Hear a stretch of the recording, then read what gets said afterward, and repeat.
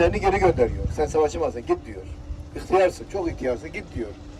Kimine bakıyor, zayıf, cılız, savaşamaz. Ölürsün sen diyor, git diyor. Fakat bir bakıyor, arkada birilerinin boyu uzun. Yüzleri çocuk yüzü. Yüzleri, simaları çocuk. Ama boyları uzun. Bir açılın bakayım diyor, bir açılıyor. Bakıyor ki taş koymuşlar. Babaların arkasına taş koymuşlar. Taşın üzerine çıkmışlar uzun görünmek için. Çocuk da Abdullah bin Abbas gibi, Abdullah bin Ömer gibi Resulullah onları geri çeviriyor. Siz diyor çocuksunuz da ya Resulallah bize müsaade et biz de ölmeyi bilelim diyor. Hatta biri diyor ki yaşı çok olduğu için falancayı seçtin sen diyor. Ben yaşım ondan küçük ama ben onu yenerim diyor. Hadi yarış, hadi bir güreşin diyor, göreyim sizi diyor. Güreşiyor, hakikaten yeniyor yani. Böyle cihanı titreten böyle vefalar var yani. Bugün biz ölmemek için çalışıyoruz. Onlar ölmek için uğraşıyorlar. İlginçtir, Halid bin Velid'in bulunduğu bir muharebede Rum komutan diyor ki kralına, kral diyor ki niye yeniliyorsunuz diyor. Müslümanlar Şam'ı fethediyorlar, o zamanlar Hristiyandı. Suriye'yi fethediyorlar filan. Niçin diyor siz Müslümanlar sizi mağlup ediyorlar? Adam diyor ki Müslümanlar bizi mağlup ediyorlar çünkü biz ölmemek için çalışıyoruz. Onlar ölmek için uğraşıyorlar. Bu orduyu mağlup etmemiz mümkün değil diyorlar. Allah bereketlerinden bizi mağlup etmesin inşallah.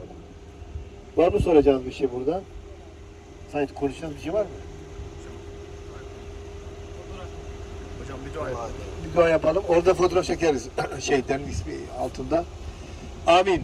Euzu billahi mineşşeytanirracim. Bismillahirrahmanirrahim. La ilahe illa ente subhaneke inni kuntu minez zalimin. Allahümme salli ala seyyidina ve nebina Muhammed ve ala ali seyyidina Muhammed. Allahümme bi cahi nebikel Mustafa ve Resulikel Murtada tahhir kulubena min kulli vasfin yubaiduna an müşahedetik ve muhabbetik ve emitna ala sünnet ve cema'a ve şevki ile likaike ya zel celal ve ikram. Ya Rabbi, meleklerin teyit ettiği, meleklerin güçlendirdiği, meleklerin fiilen katıldığı savaşına katıldığı Bedir meydanındayız. Bedir'in şehitlerinin bulunduğu yerdeyiz. Allah'ım bu şehitler hürmetine bizleri affeyle ya Rabbi.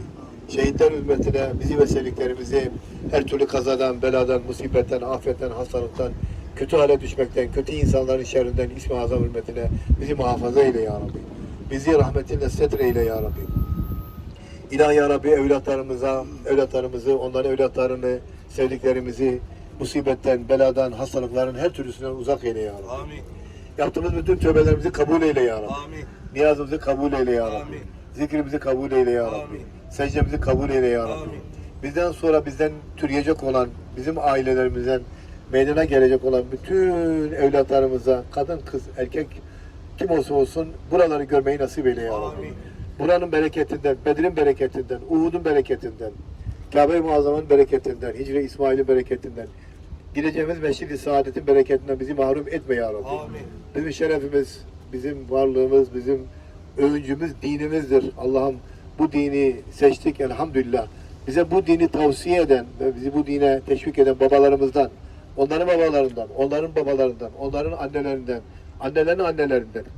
Yani ilk insan Hazreti Havva'ya kadar, Hazreti Adem'e kadar bizim neslimizin geldiği, büyüklerimizin hangisi bu dini seçmişse onlardan ebeden razı ol ya Rabbi. Amin. Mekanlarını cennet eyle ya Rabbi. Amin.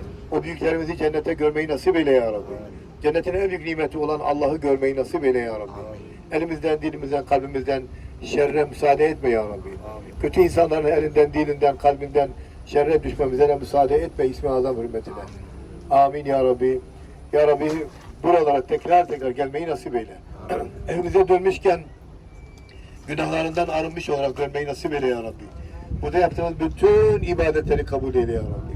Hata bizden, lütuf senden. Cimrilik bizden, kerem senden ya Rabbi. Günah bizden, af senden ya Rabbi. Bizleri affeyle, bizleri mağfiret eyle ya Rabbi.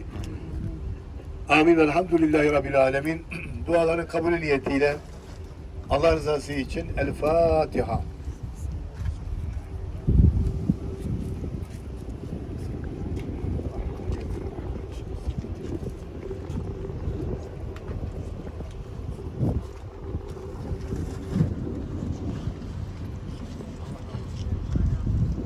Gelin şehitlerin altında